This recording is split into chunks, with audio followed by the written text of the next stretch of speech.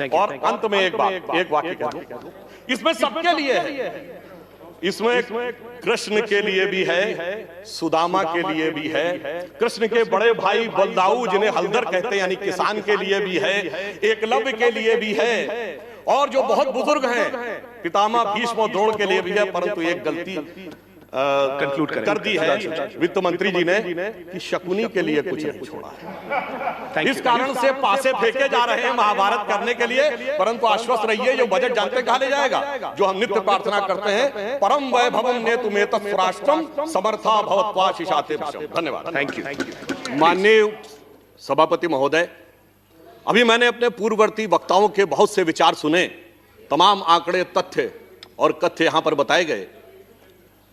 मैं सोचता हूं कि आंकड़ों के विषय में हमें बहुत जानकारी है और सदन के सदस्यों को पर्याप्त जानकारी होती है।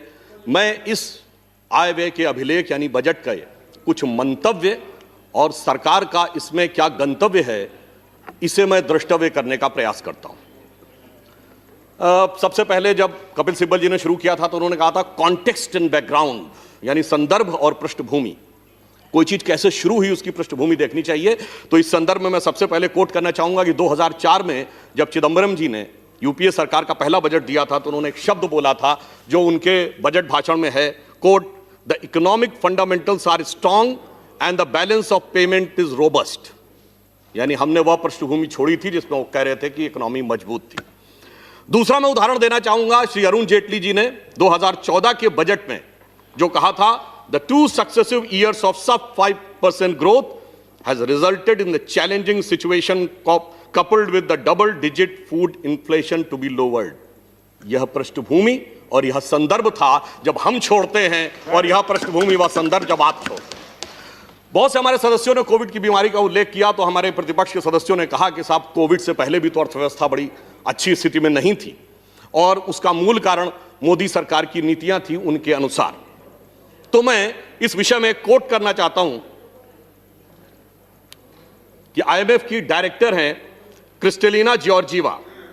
उन्होंने अपनी जो पहली स्पीच दी in the month of October 2019 which was based on the assessment of IMF in July 2019, क्या बोला उन्होंने?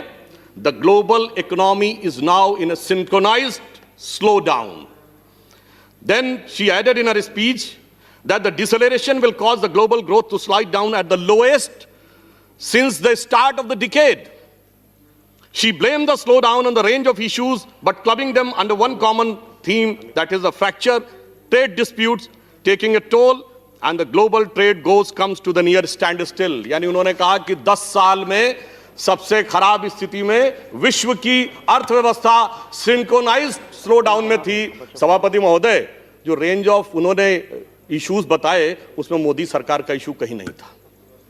इसलिए मैं कहना चाहता हूं कि जब हम वैश्विक धरातल पर देखते हैं तो कुछ हकीकत को भी देखने का प्रयास करें। इस बजट के बारे में बहुत सी बातें कही गई कि 1991 के बजट से तुलना करने का प्रयास किया गया। 1991 और आज के में एक भारी अंतर है। जैसा मैंने अभी आईएमएफ का कोट किया, हम लोग सुनते हैं ना दैविक भौतिक तापा, तो ये तो दैविक ताप था और 1991 भौतिक था। वो मैन मेड था, ये गॉड डिस्पोज्ड है। कैसे? देखिए, जब 1991 में हमारा बैलेंस ऑफ पेमेंट 1 बिलियन के भी नीचे रह गया था तो ऐसा नहीं कि 4 महीने की चंद्रशेखर जी की सरकार या 11 महीने की वीपी सिंह जी की सरकार में आ गया था। 1 दशक तक स्वर्गीय इंदिरा जी की 2/3 बहुमत की सरकार 80 से 85, फिर स्वर्गीय राजीव गांधी जी की 80 से 89 की सरकार रही थी। और 1980 में स्थिति क्या थी मैं बताना चाहता हूं। भारत का जो फॉरेन एक्सचेंज रिजर्व था वो $7 बिलियन था और चाइना का 2.55।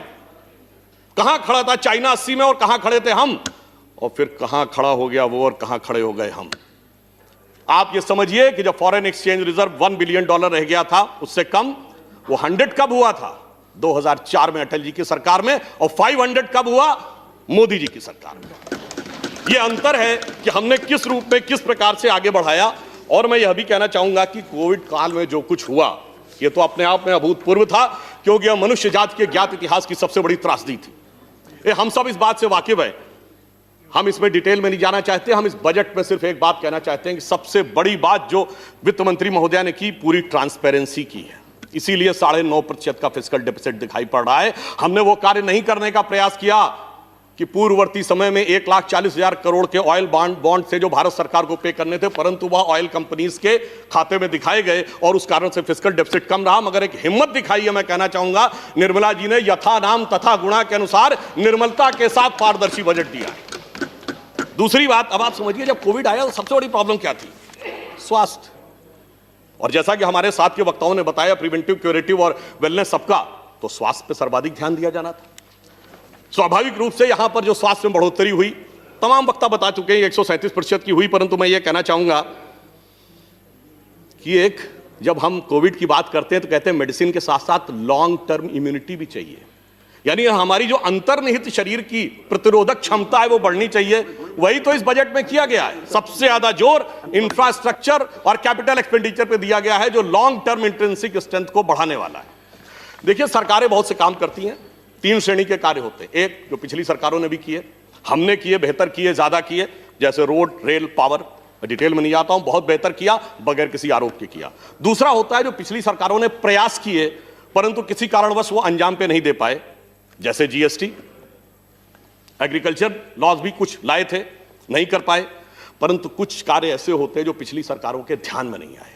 यदि भारत को आर्थिक महाशक्ति बननी है तो भारत की ऊर्जा आवश्यकताओं की पूर्ति नहीं होनी चाहिए थी।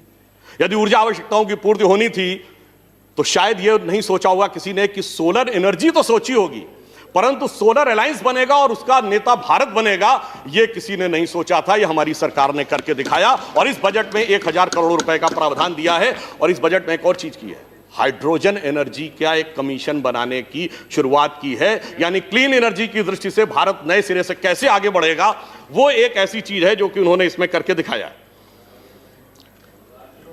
हेल्थ की जब हमने बात की है तो हमने एक ऐसे कमीशन की भी बात की है जिसमें हेल्थ वर्कर्स जो होते हैं, यानी nurses and other allied health staff, उसके कमीशन के लिए भी हमने बात की है। कृषि की बात आती है, आजकल बहुत चर्चा का विषय है कृषि में। अभी कह रहे थे हमारे एक सम्मानीय सदस्य, अंग्रेजों के जमाने की गुलामी, तो मैं सदन को याद दिलाना चाहता हूं कि आजादी के बाद तकरीबन 50 साल तक बजट शाम को 5 बजे पढ़ा जाता था। क्यों? क्योंकि इंग्लैंड में 11 बज रहे होते थे उस समय।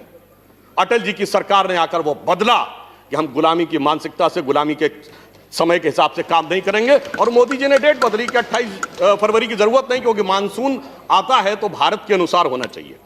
कृषि में हमने 30,000 करोड़ से 40,000 करोड़ बढ़ाया, 16.5 लाख, ये बहुत सारे लोग बोल चुके हैं। चिदंबरम जी ने बोला था माउंटेन्स ऑफ ग्रेन, अनाज के पहाड़ लगे। याद करिए, जब शरद पवार जी कृषि मंत्री थे तो एक बार सर्वोच्च न्यायालय ने कहा था कि अगर सरकार के पास स्टोर करने को नहीं रह गया है तो कृपया अनाज सड़ रहा है, गरीबों में मुफ्त बांट दीजिए। मगर सभापति महोदय, इस समय भी एसेंशियल कमोडिटीज एक्ट था और यह कह रहे हैं रहना चाहिए। यानी एक तरफ कहते हैं कि हरित क्रांति लाकर हमने अब सारी चीजों से मुक्ति पा दी, उसके बावजूद इतना हमारे पास है कि माउंटेन्स ऑफ ग्रेन है, फिर भी होना चाहिए। कोई बात नहीं। अब एक पक्ष की तरफ मैं कृषि में ध्यान दिलाना चाहता हूं। WTO 2013 तक WTO ने जिस प्रकार का शिकंजा हमारे ऊपर कसना शुरू किया था और उसका यह दबाव था कि 2017 तक बहुत सी चीजें मान लें, तो शायद हम कृषि में वो आज सब्सिडी देने की स्थिति में नहीं होते। इस संदर्भ में मैं वर्तमान वित्त मंत्री और तत्कालीन trade and commerce minister Nirmala ji का एक बयान जो इसी सदन में दिया गया, उसको कोट करना चाहूंगा। जब विपक्ष के श्री केसी त्यागी जी ने पूछा था तो कोट कर रहा हूं, passionately answer Shri KC Tyagi that we don't allow our farmer prices और agriculture production to determine by somebody else outside. सिर्फ एक बात आपने कहा है तो मैं इसको समअप करता हूं। अरे भाई, हम तो WTO में जाकर वहां तक लड़े, आप तो रास्ते में जो दिल्ली की सीमा पर बैरियर खड़े थे उसको तोड़ने वालों के साथ खड़े थे। हम तो WTO का बैरियर तोड़कर किसान के साथ, सारे जहान के साथ लड़ने के लिए खड़े। और मैं ये भी कहना चाहूंगा एक बात और, उन्होंने कहा था सब रिच के लिए है, बहुत कहा जा रहा है रिच के लिए है। सबसे ज्यादा एक्साइज ड्यूटी किस पे बढ़ाई गई है? प्रीशियस स्टोन्स पे 7.5% से 15%। 2.5% एग्रीकल्चर सेस अलग से लगा है, किसके लिए? प्लीज, किसान के लिए। और 2.5% एग्रीकल्चर सेस किसके लिए? सोने और चांदी के लिए। यानी मणिमाणिक को महंगा किया है और अनाज को सहज किया है। एक पंक्ति कहूंगा, हम प्रेरणा कहां से लेते हैं? मणिमाणिक महंगे किए, सहजे तृण जल नाज, तुलसी सोई जानिए राम गरीब नवाज। और अंत में एक बात, एक वाक्य कह दूं, इसमें सबके लिए है।